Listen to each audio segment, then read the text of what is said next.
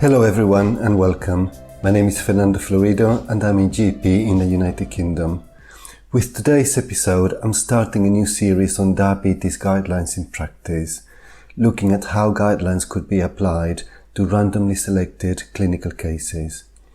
By way of disclaimer, remember that guidelines are there to be interpreted and applied using your clinical judgment. I am not giving medical advice, and what I'm doing here is sharing with you what my interpretation of the guideline would be in this particular case.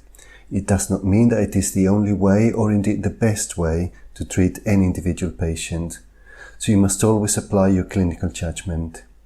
I will also say that I will only focus on the pharmacological treatment of type 2 diabetes. By all means, we will need to advise about diet, exercise, lifestyle, etc., but this will not be addressed in these episodes. Remember that there's also a YouTube version of these videos, so have a look in the episode description. Right, so let's get started and let's generate our random patient. For that, we're going to spin a random wheel, so it will be a challenge for me too. Right, so we have an 85-year-old man newly diagnosed with type 2 diabetes who is poorly controlled with an HbA1c of 65 millimoles or 8.1%, who also has heart failure and CKD stage 3B with an eGFR of 32. In addition, he's underweight, even possibly malnourished to some degree.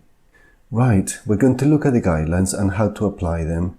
Although I will focus on the NICE guideline, in this case my interpretation and the outcome would be exactly the same if you follow the European Association for the Study of Diabetes recommendations or the American Diabetes Association guideline. So what does NICE say that we should do? Firstly, we need to consider if rescue therapy is necessary, because for symptomatic hyperglycemia, we will need to consider insulin or sulfonylurea and review when the blood glucose control has been achieved. So we're going to assume that he is well and that he has no symptoms of diabetes. He is underweight, but this has been like this for a few years. There hasn't been any rapid weight loss indicating an urgent need for insulin, and his urinary ketones are negative. Other causes of unintentional weight loss, such as cancer, have also been excluded. So we're just focusing on the diabetes. His HbA1c is high and he has not improved with diet and lifestyle advice, so we should do something. However, given his age, we're not going to manage him too aggressively, because at 85, we're probably more concerned about harmful hypoglycemia. But he does need treatment, and certain diabetic agents could also help his comorbidities. So next, we must look at his medical history. He has both CKD and heart failure, and we know that SGLT2 inhibitors can be beneficial for both these conditions. However, because of the benefits of metformin, NICE says that first, we should consider starting metformin alone to assess tolerability, and once this has been confirmed, we should add an SGLT2 inhibitor. Arguments against using metformin at all in this patient are that his eGFR is fairly low, and at 32 he's quite close to CKD stage 4. Also, because he's underweight with possible low muscle mass, we need to remember how the estimated GFR is calculated and consider that as a result of the low muscle mass, his eGFR may be overestimated and that his actual GFR could be below 30. We know that we can use metformin quite normally if the eGFR is above 45. We need to review the dose and prescribe it cautiously if the eGFR is between 30 and 45, and then stop it completely when the eGFR falls below 30. The manufacturer of metformin also advises caution in chronic stable heart failure, with the advice to monitor cardiac function closely. We also know that metformin can have potential gastrointestinal side effects and promote weight loss, which we would not want in this patient. And finally, metformin works by reducing insulin resistance, but in an 85-year-old underweight patient, it is more likely that his diabetes is due to insufficient insulin secretion by the aging pancreas.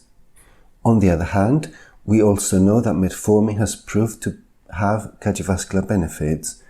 So it's a difficult decision. You could justify both giving and not giving metformin based on this patient's individual circumstances.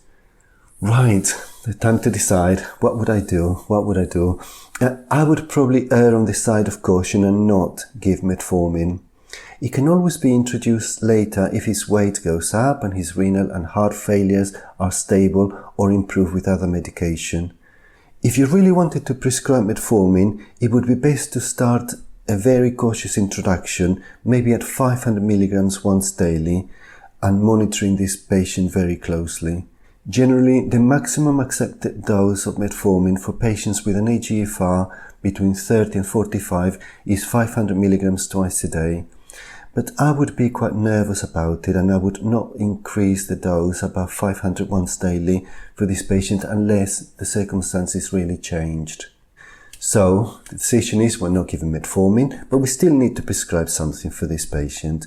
And NICE says that if there's a history of heart failure, we should give an SGLT2 inhibitor with proven cardiovascular benefit. NICE says that the benefits in reduction in hospitalization for heart failure and cardiovascular mortality can be attributed to SGLT2 inhibitors as a drug class effect. Although at present, ertugliflozin has not consistently shown these cardiovascular benefits in clinical trials. So, we're likely to choose either dapagliflozin, canagliflozin or empagliflozin for this patient. Remember that SGLT2 inhibitors are also associated with possible weight loss, so along with this prescription there should be appropriate nutritional advice. We also know that there may be an increased risk of diabetes ketoacidosis or DKA associated with SGLT2 inhibitors. So NICE advises us that before prescribing, we should check the patient's individual risk of DKA. For example, if they have had a previous episode of DKA, if they're unwell within the current illness, or are following a very low carbohydrate or ketogenic diet. In particular, I would be very keen to make sure that this patient does not continue to lose weight, as this is likely to put him at greater risk of DKA once the SGLT2 inhibitor is started. Also remember that we will need to check our formulary or PNF if you're in the UK, because each drug has its own recommendations and eGFR thresholds for dose reduction, caution or avoid. Acceptable options would be dapagliflozin, maybe starting cautiously at 5 milligrams daily, possibly increasing to 10 milligrams daily if no issues develop. Canagliflozin starting at 100 milligrams daily, which is the starting dose and also the maximum daily dose for anyone with an eGFR less than 60. Or empagliflozin starting at 10 milligrams daily, which is also the starting dose and the maximum daily dose for anyone with an eGFR less than 60. So that would probably be my first pharmacological action for this patient, but by no means necessarily the only or best one. We have come to the end of this episode. I hope that you have found it useful. Thank you for listening and goodbye.